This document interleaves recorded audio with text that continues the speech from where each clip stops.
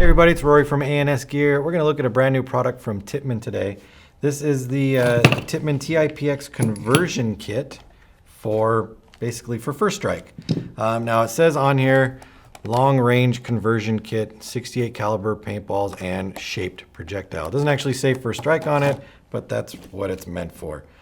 So you're going to get a couple pieces inside here. You're going to get some O-rings and some detents, just stuff that you would need to potentially replace if the parts you were taking out were damaged or broken. You're going to get the new breech, which is first strike compatible on the bottom, so it has the shaped slot to allow first strike to go through, plus regular 68 caliber paintballs. New spring, new bolt, and new bolt guide. The one that I have here doesn't come with instruction manuals or an instruction manual, so we're going to go through it and then do the installation. Once this goes in, this is still compatible with the original magazine that comes with it. It's compatible with their 12-round magazine, and it is also compatible with the Zeta mags from Stark Pursuit. So in the kit that you get right here, you are going to get one of the 12-round mags plus all the pieces to do the conversion. So this is a Coyote Brown gun that we have right out of the box here. So we'll do it, we'll go through and do a quick installation. It's not terribly difficult. If you have a TiPX gun, you've probably taken it apart already, so you know all the steps to get to the inside. And it's basically just pulling out the parts and putting in the new ones and then doing some greasing. So let's pull it out. I have removed all of the screws already out of this one, except for the main middle screw right here. It helps keep everything together. So we're gonna take out our CO2 cap. We're going to take out the barrel. We're going to take out our mag. And that's going to let us get to the point where we can take this out. So we're going to take out the main screw. Hopefully I can do this upside down. You can actually take the screw and put it in through the other side, and it does help hold the breech assembly in place. We're going to try to do it without that. I'm just going to try to hold it down by hand. Could be a disaster. We'll see what happens. Just gonna kind of wiggle it apart, hold everything in place as best I can without losing any of my parts. I'm actually holding the breech down with this Allen key. Now I've got my finger in there and I'm holding the breech down. Now I can lift this out. All right, so I'm holding that under, while this is under spring tension back here, or spring pressure. If I let go, it's possible that this could want to kind of just all shoot out at once. So I'm going to put my trigger back into place, because those do like to fall out. You want to make sure that you don't lose your mag release assembly right there. Keep everything in place. I'm going to pull out the CO2 guide right there. I'm going to pull out the front bolt or barrel shroud. I'm still holding on to this piece right here, and I'm going to remove the gas passage, the puncture system right here. And pull that out there. I'll pull that one out. Put it kind of back together. And the whole time I'm holding on to this assembly because I do not want it to pop off on me. That's our kind of our ball indicator that you can see through the top with. Now I can rotate this up like this, and I can pull out the reg. I'm going to take this out and put it in there as well.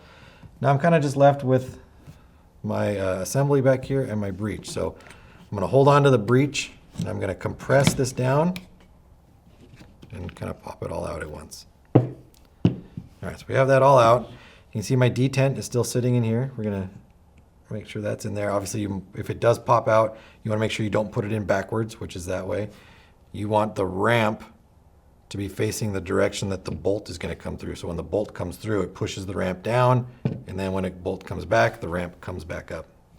If it was the other way around, you just break it in half as the bolt went through. So we're going to switch out our breech blocks right here.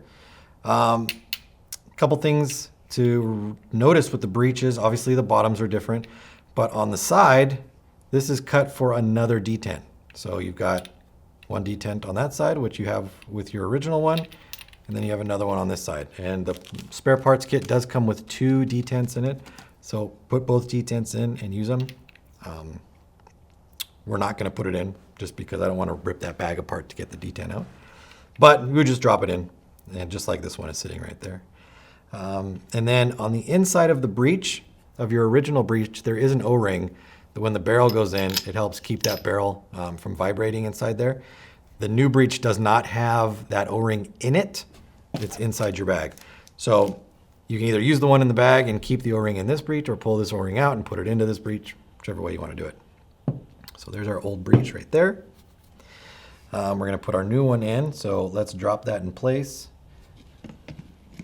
Make sure our detent is in the right spot and set that down in there. It's nice to have this window because you can actually look in and make sure your detent's in the right spot. And the other one, you kind of just have to feel it and make sure that it's there. With our old bolt here, we're going to pull our spring off. We're going to reuse this bumper O-ring. There is another one inside here. So if you lose that one or break it, you can use it. But we're going to pull the spring off and set it down over there. Our bolt, we're going to take it off. We're not going to use that anymore. And then our bolt guide just unscrews off the front. And we're going to replace it with this one. Now at the front of your bolt guide, there is a bumper section right here. You could take this off and put it onto the new one. Or there's one in your parts kit. Put that onto your new one and just keep the original one all original. It's up to you any way you want to do it. So here's our new assembly, new spring, new bolt tip, and new bolt guide. So we're going to put this on. We're going to tighten it down. I'm going to just do it hand tight. I can feel it snug up there. If you wanted to really get a hold of it, there's 2 flat spots on the stem. You could turn those. You don't want to overdo it though. You just want to make sure it's nice and snug on there. But our bolt, you're obviously going to lube this up so that this slides nice and freely on here. Take our new bolt spring and our bumper O-ring and put it all together. So we're all set up like that. It's a very simple switch, not hard at all. Doesn't require a lot of handiwork or anything like that. Now we need to put it all back together without it all blowing apart on us. So I always forget to put this little indicator in. So before I go any further, I'm going to put that in there. It just sits on the top here so that you can see through and into the housing. Just like that. Make sure our detent's there. And put that into place. I'm going to hold on to that, and I'm going to put my spring in, compress it down, and drop that into place. Now, if we leave it like this, we can't get all these pieces back in. So what we do need to do is we're going to rotate this up so that this port is going to line up with this gas passage so we can get everything together. One quick thing that we can talk about real quick is the firing pin is back here. If for some reason the firing pin is out or protruding from the assembly right here, and you go to just jam this thing in there, you can break the firing pin off of here. So make sure the firing pin is in all the way before you rotate that down and push it in there, otherwise you can break it off. So we're gonna go ahead and keep assembling the rest of it together. Like I said, we're gonna rotate this piece up right here. That's gonna allow us to connect these 2 pieces together, like that. Then once they're connected, we can rotate it back down and into position, down like that. And everything should be flush with its appropriate holes on the back here. While holding this still, we're going to run our line into there.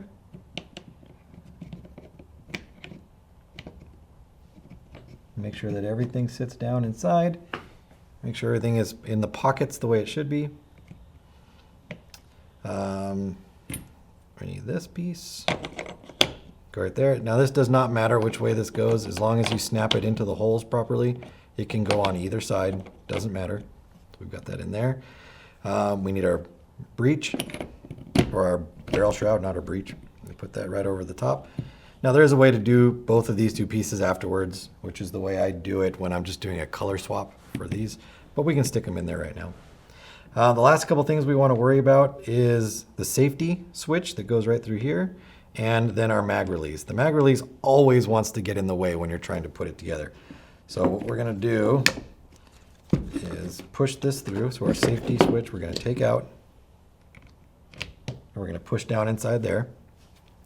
And then we're going to kind of just start to assemble this, knowing that we're going to have to move this out of the way. And the easiest way to do that is with a pick. but it can be kind of a pain sometimes. So I'm going to try to get, I'm holding onto the front barrel shroud just to keep the that breech from wanting to jump out of the way. And then I'm going to put a pick inside here and move that mag release forward so that we can get it out of there. There we go. And then we can just push everything down.